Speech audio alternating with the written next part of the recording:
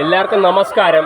ഇന്ന് ഞാൻ വീഡിയോയിൽ വന്നിരിക്കുന്നത്, ഞാൻ നാളെ എൻ്റെ ജോലിക്ക് തിരിച്ചു പോവുകയാണ്. സൗദിക്ക് എൻ്റെ ലീവ് കഴിഞ്ഞ് ഇനി അടുത്ത മാസം ഞാൻ തിരിച്ചു വരത്തുള്ളൂ. 28 ദിവസം ഡ്യൂട്ടിയുണ്ട്.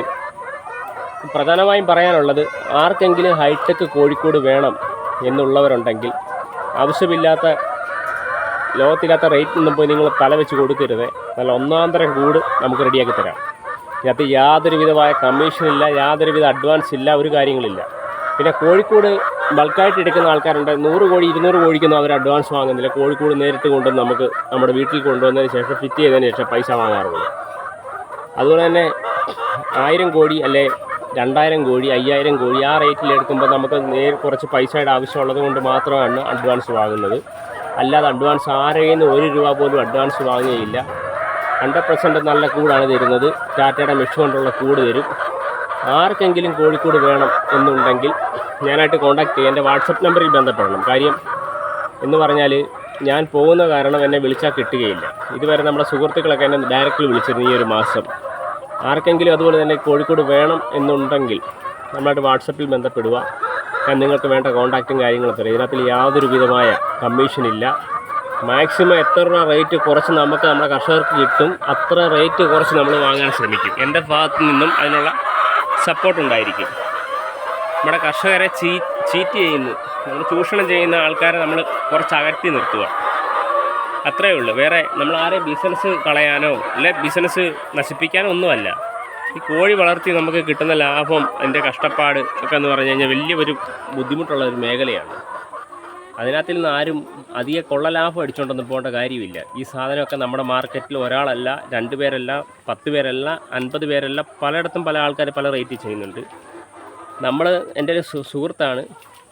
പുള്ളിക്കാരൻ ഏറ്റവും നല്ല റേറ്റിൽ മാന്യമായിട്ടുള്ള ഡീലിങ്, ആർത്തിയില്ല, അതിമോഹമില്ല, അങ്ങനെയുള്ള ഒരാൾക്ക് വേണ്ടിയിട്ടാണ് ഞാൻ ആളെയാണ് ഞാൻ എൻ്റെ വീഡിയോ കണ്ട് വിളിക്കുന്നവർക്ക് വേണ്ടി ഞാൻ കൊടുക്കുന്നത്. അപ്പോൾ ഞാൻ എൻ്റെ വീഡിയോ കണ്ട് വിളിക്കുന്നവർക്ക് കോഴിക്കോടും കാര്യങ്ങളും കൊടുക്കുമ്പോൾ എനിക്കും അതിനകത്തിലും റെസ്പോൺസിബിലിറ്റി ഉണ്ട്. കൈമലത്തി കാണിക്കത്തില്ല. നിങ്ങൾക്ക് എന്തെങ്കിലും കോഴിക്കോട് വാങ്ങി എന്തെങ്കിലും ബുദ്ധിമുട്ടോ അല്ലെങ്കിൽ മറ്റു കാര്യങ്ങളോ ഉണ്ടെങ്കിൽ അത് നമ്മളെ കഴിയുന്ന രീതിയിലുള്ള കാര്യങ്ങൾ ചെയ്തു തരും. സാമ്പത്തികമല്ല കേട്ടോ, തീർച്ചയായും. അതുപോലെ തന്നെ കോഴിക്കോട് നമ്മുടെ സുഹൃത്ത് കൊടുക്കുന്നത് 100 കോഴി 200 കോഴിയൊക്കെ കൂടിന് വാങ്ങുന്ന ആൾക്കാരാണെങ്കിൽ അവരിൽ നിന്നൊന്നും അഡ്വാൻസ് വാങ്ങാറില്ല. അവർക്ക് പറയുന്ന ഡേറ്റിൽ ഇപ്പോൾ ഇച്ചിരി ഡിലേ ഉണ്ട് എന്ന് പറഞ്ഞാൽ പുള്ളിക്ക് കണ്ടമാനം വർക്കുണ്ട്. അപ്പം ഞാൻ തന്നെ എനിക്ക് തോന്നുന്നു ഏകദേശം ഒരു 40-50 ബുക്കിംഗ് ഞാൻ തന്നെ കൊടുത്തു. 1 രൂപ പോലും സീറോ കമ്മീഷൻ. എനിക്ക് 1 രൂപ ആരെയും വേണ്ട. ഞാൻ കൊടുക്കുന്ന ആടകയിൽ നിന്നും വാങ്ങുന്നില്ല, എന്നെ കോൺടാക്ട് ചെയ്യുന്ന കർഷകരെയിൽ നിന്നും വാങ്ങുന്നില്ല. ആരെങ്കിലും കയ്യിൽ നിന്ന് ഞാൻ കമ്മീഷൻ വാങ്ങി എന്നുണ്ടെങ്കിൽ നിങ്ങൾക്ക് എൻ്റെ കമൻറ്റ് ബോക്സിൽ വന്ന് രേഖപ്പെടുത്താം. അതുപോലെ തന്നെ ഞാൻ കമൻറ്റ് റിമൂവ് ചെയ്യുകയില്ല. നിങ്ങൾ സാറ്റിസ്ഫൈഡ് ആണെങ്കിൽ നിങ്ങൾക്ക് വന്ന് രേഖപ്പെടുത്താം. നിങ്ങൾക്ക് കോഴിക്കോട് തന്നതിനകത്തിൽ എന്തെങ്കിലും ബുദ്ധിമുട്ടുണ്ടെങ്കിൽ രേഖപ്പെടുത്താം. അപ്പോൾ നമ്മൾ കോഴിക്കോട് കൊടുക്കുന്നുണ്ട്. അതുപോലെ തന്നെ ഒരു 3 മാസം അല്ല 4 മാസത്തിനകത്ത് തന്നെ നമ്മൾ കോഴിയുടെ സെയിലും തുടങ്ങുന്നു. കോഴിയുടെ സെയിൽ എന്ന് പറഞ്ഞാൽ ഞാനല്ല, നമ്മുടെ സുഹൃത്താണ് തുടങ്ങുന്നത്. പുള്ളി തന്നെ വലിയ ഫാമും കാര്യങ്ങളൊക്കെ സെറ്റ് ചെയ്തുകൊണ്ടിരിക്കുന്നു. അതിൻ്റെ മേൽനോട്ടം നമ്മൾ നോക്കും. കാര്യം എന്ന് പറഞ്ഞു കഴിഞ്ഞാൽ എൻ്റെ വാക്സിനേഷനും കാര്യങ്ങളും എല്ലാം 100% ക്ലിയർ ആണെങ്കിൽ മാത്രമേ നമ്മൾ കോഴിയെ കൊടുക്കത്തുള്ളൂ. കർഷകരെ നമ്മൾ ചീറ്റ് ചെയ്യുകയില്ല. അതുപോലെ തന്നെ പറഞ്ഞ ഡേറ്റ്, നമ്മൾ ചിക്സിന് എടുക്കുന്ന ഡേറ്റ്, നമ്മൾ കൊടുക്കുന്ന ഡേറ്റ് 100% ക്ലിയർ ആയിരിക്കും. അങ്ങനെയൊക്കെയുള്ള കാര്യങ്ങളാണ്.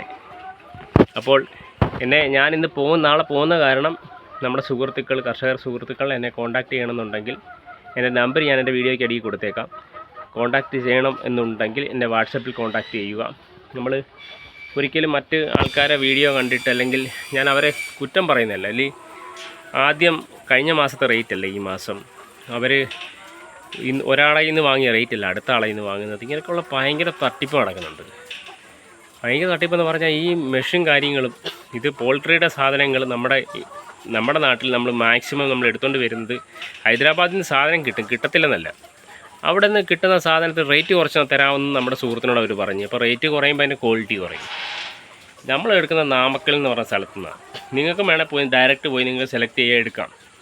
ഇതെന്ന് പറഞ്ഞു കഴിഞ്ഞാൽ നമ്മൾ 100 കോഴി 200 കോഴിക്ക് വേണ്ടി നമ്മൾ പോയി, അല്ല 500 കോഴിക്ക് വേണ്ടി പോയി എടുക്കുന്ന ആളിന് ട്രാൻസ്പോർട്ടേഷൻ മറ്റു കാര്യങ്ങളൊക്കെ വരുമ്പോൾ നഷ്ടമാണ്. ഇപ്പം നമ്മുടെ സുഹൃത്ത് എടുക്കുന്നത് പുള്ളി ഒരു 5000 കോഴി 10000 കോഴിയുടെ കൂട് ഒന്നിച്ചെടുത്ത് ഗോഡൗണിൽ വെച്ച് നമ്മുടെ കർഷകർക്ക് വേണ്ടി പറയുന്ന ഓർഡർ അനുസരിച്ച് ചെയ്ത് കൊടുക്കുക. അവർ 3-4 പേരാണ് ഈ ജോലി ചെയ്യുന്നത്.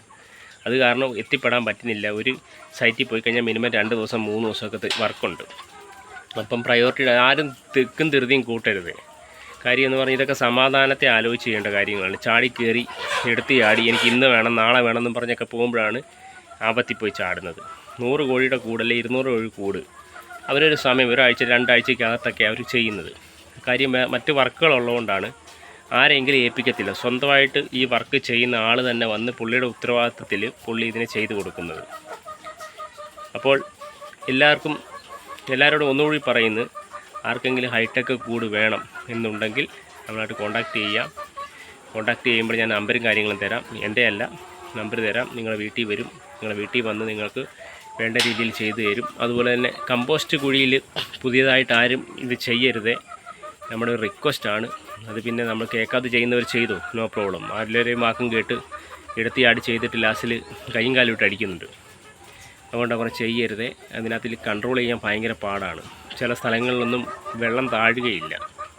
ചില ചീങ്കയുള്ള സ്ഥലം, ചീങ്ക എന്ന് പറഞ്ഞാൽ എന്താ പറയുന്നത്, വെട്ടുകല്ല് വെട്ടുന്ന ചില സ്ഥലങ്ങളൊക്കെ ഉണ്ട്. അവിടെയൊക്കെ എന്ന് പറഞ്ഞു കഴിഞ്ഞാൽ ഈ കോഴിയുടെ കാഷ്ടത്തിൽ എത്ര ആയാലും വെള്ളം വരും. ഡ്രൈ ആയിട്ട് ഫുള്ള് പോകത്തില്ല. കോഴിക്ക് വെള്ളം കൊടുക്കണം. കോഴിക്ക് വെള്ളം കുറച്ച് കൊടുത്താൽ മുട്ടയിൽ പ്രശ്നം വരും, മുട്ട കൊത്തി കുടിക്കും, അങ്ങനെയുള്ള പല പല പ്രശ്നങ്ങളുണ്ട്.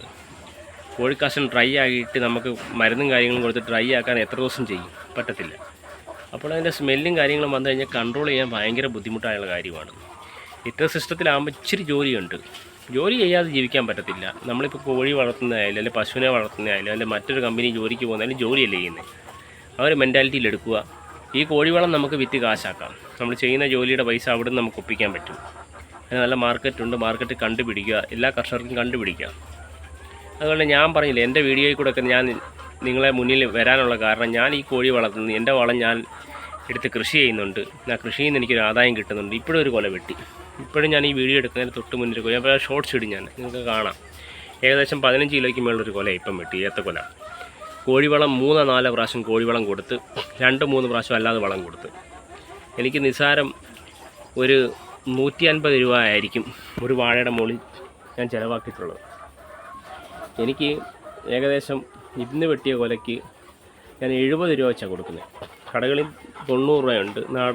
നാടൻ കാ പഴുത്തതിന് ഞാൻ 70 രൂപയ്ക്ക് കൊടുക്കുന്നത്. കാര്യം ഇടനിലക്കാരെ അടുപ്പിക്കുന്നില്ല. കാര്യം അവർ 60 രൂപ 50 രൂപയ്ക്ക് എടുത്തിട്ട് അവർ 90 രൂപയ്ക്ക് വിൽക്കേണ്ട ആവശ്യമില്ല. ഞാൻ തന്നെ വേണ്ട ആൾക്കാരെ കണ്ടുപിടിച്ച് അവരിലേക്ക് എത്തിക്കുക. മിനിമം ഇത്രയ്ക്കിത്ര കൊലയുള്ളൂ. അതുകൊണ്ട് അത് എനിക്ക് സെയിലാക്കാൻ പറ്റുന്നുണ്ട്. അപ്പോൾ ഇങ്ങനെയൊക്കെയുള്ള കാര്യങ്ങൾ ഇതുവഴി ചെയ്യുകയാണെങ്കിൽ സൈഡായിട്ട് നമുക്കതിനൊരു സൈഡ് വരുമാനം കൂടെ കിട്ടും. എല്ലാവരും അതൊക്കെ ശ്രദ്ധിച്ച് ചെയ്യുക. നമ്മൾ ഈ കോഴി വളർത്താൻ വേണ്ടി അതുപോലെ തന്നെ വ്യാവസായിക അടിസ്ഥാനത്തിൽ ചെയ്യുവാണെങ്കിൽ നിങ്ങൾ മാക്സിമം ജനവാസ കേന്ദ്രത്തിൽ ചെയ്യാതിരിക്കുക. ജനങ്ങളുള്ള ഏരിയയിൽ വലിയ രീതിയിൽ 1000 കോടി 2000 കോടിയുടെ ഫാമൊന്നും ചെയ്യരുത്. ഇത്രയും ഇൻവെസ്റ്റ് ചെയ്ത് കഴിഞ്ഞിട്ട് സ്മെല്ലിനെ കൺട്രോൾ ചെയ്യാൻ പറ്റിയില്ല എങ്കിൽ പ്രശ്നങ്ങളുണ്ടാകും. പിന്നെ നിങ്ങൾ അത്ര ഇൻവെസ്റ്റ് ചെയ്ത് വേസ്റ്റായിപ്പോവും. പലരും വന്ന് നിങ്ങളെ പ്രയോഗപ്പെടുത്തും. അത് കുഴപ്പമില്ല, 0 സ്മെല്ലാണ്, അങ്ങനെയാണ് ഇങ്ങനെയാണ്, അങ്ങനെ ചെയ്യാം ഇങ്ങനെ ചെയ്യാമെന്നൊക്കെ പറയും. അങ്ങനെയെല്ലാം ചെയ്യും. നിങ്ങളവരെ വാക്കും കേട്ട് എടുത്ത് ആടി ഇത്രയും പൈസ ലോണും എടുത്തില്ല, സ്വർണം പണയം വെച്ച് അല്ലെ മറ്റ് ലോണുകളെടുത്ത് ചെയ്തതിന് ശേഷം ഈ കാര്യങ്ങൾ വരുന്ന സമയത്ത് ഒരു മനുഷ്യൻ കാണത്തില്ല നമ്മളെ സഹായിക്കാൻ. ഇതിനകത്തിലൊക്കെ വരുന്ന പ്രശ്നങ്ങളാണ്. ഇങ്ങനെയൊക്കെയുള്ള പ്രശ്നങ്ങളുണ്ട്. അതുകൊണ്ട് ദയവ് ചെയ്ത് ഇങ്ങനെയുള്ള കാര്യങ്ങളോട് ശ്രദ്ധിക്കുക. അതൊരു കോഴി വേണ്ട കോഴിയെ വേണമെന്ന് പറഞ്ഞ് പലരും വിളിക്കുന്നുണ്ട്. 25 കോഴി 30 കോഴി എന്നൊക്കെ പറഞ്ഞ് വിളിക്കുന്നത് പാലക്കാട് അവിടെ ഇവിടെയൊക്കെ. പക്ഷെ അവിടെയൊക്കെ ഞാൻ പറഞ്ഞു നിങ്ങളോട്, പാലക്കാടും കാര്യങ്ങളൊക്കെ 30 കോഴിയായിട്ട് കൊണ്ടുവരത്തില്ല. അവർ ഡെലിവറി ഉണ്ട്, മാസത്തിൽ 1 തവണ 2 തവണ ഡെലിവറി ഉണ്ട്. ആ സമയത്ത് അവരായിട്ട് ബന്ധപ്പെട്ട് കഴിഞ്ഞാൽ അവരവിടെ കോഴി തരും. ഇപ്പം നമ്മളൊരു 3 മാസം അല്ല 4 മാസത്തിനകം, ഞാൻ പറഞ്ഞില്ല, നമ്മുടെ ഒരു സുഹൃത്ത് ഇതുപോലെ തന്നെ വലിയ ഫാം തുടങ്ങുന്നു. അപ്പോൾ അതിനകത്തിൽ ആ ഫാം തുടങ്ങുന്നതിൽ ഞാനും ആ പുള്ളിയുടെ കൂടെ സഹകരിക്കുന്നുണ്ട്. ഇത് പാർട്ട്ണർഷിപ്പിലോ അല്ലെങ്കിൽ സാമ്പത്തികമായിട്ടല്ല, പുള്ളി എന്നെ വന്ന് കണ്ട് ഞാൻ എൻ്റെ നിർദ്ദേശം കൂടെ പുള്ളി ഉൾക്കൊണ്ടുകൊണ്ടാണ് ഫാം തുടങ്ങുന്നത്. അപ്പോൾ നമ്മുടെ ഉദ്ദേശം എന്ന് പറഞ്ഞാൽ കർഷകരിലേക്ക് നല്ല കോഴി കറക്റ്റ് സമയത്ത്, നമ്മൾ ഡേ ഓൾഡ് ചിക്സിനെ എടുക്കുന്ന ഡേറ്റ്, നമ്മൾ 2 മാസം എന്ന് പറഞ്ഞാൽ 2 മാസമായ കോഴി, പിന്നെ 2.5 മാസം എന്ന് പറഞ്ഞാൽ 2.5 മാസമായ കോഴി. നമ്മൾ 4.5 മാസം ടു 5 മാസത്തിനകത്ത് മുട്ട സ്റ്റാർട്ട് ചെയ്യുമെന്ന് പറഞ്ഞു കഴിഞ്ഞാൽ ആ സമയത്ത് മുട്ട സ്റ്റാർട്ട് ചെയ്യണം. 5 മാസം കഴിഞ്ഞ് സ്റ്റാർട്ട്, അത് നമ്മുടെ തീറ്റയുടെ ചെറിയ വേരിയേഷൻ കൊണ്ട് വരും. ചില ആൾക്കാരൊക്കെ കോഴിയെ മേടിച്ച് കൊണ്ടുപോയിട്ട് മറ്റ് തീറ്റികളൊക്കെ പറയുന്ന തീറ്റി അല്ലാതൊക്കെ കൊടുക്കും. അങ്ങനെയൊക്കെ ചെറിയ പ്രശ്നങ്ങളുണ്ട്. കോഴിയെ കൊടുക്കുമ്പോൾ പറഞ്ഞു തരും എന്തൊക്കെ കൊടുക്കണം, എങ്ങനെയൊക്കെ കൊടുക്കണം എന്നുള്ള കാര്യങ്ങൾ, അതിൻ്റെ മരുന്നിനെ പറ്റിയുള്ള കാര്യങ്ങളൊക്കെ പറഞ്ഞു തരും. ഇപ്പോൾ നമ്മുടെ സുഹൃത്ത് തുടങ്ങുന്ന ഫാമുണ്ട്, അവിടുന്ന് കോഴി 3 മാസം കഴിഞ്ഞ് തൊട്ട് ഡയറക്റ്റ് നമ്മളെ വിളിക്കുന്ന ആൾക്കാർക്ക് നമ്മൾ അങ്ങനെയും ചെയ്ത് കൊടുക്കും. അപ്പം ആർക്കെങ്കിലും ഹൈടെക് കൂടും കാര്യങ്ങളും വേണം എന്നുണ്ടെങ്കിൽ കോൺടാക്റ്റ് ചെയ്യുക. അപ്പോൾ ഇന്നത്തെ വീഡിയോ അവസാനിപ്പിക്കുകയാണ്. എല്ലാവർക്കും നന്ദി, നമസ്കാരം.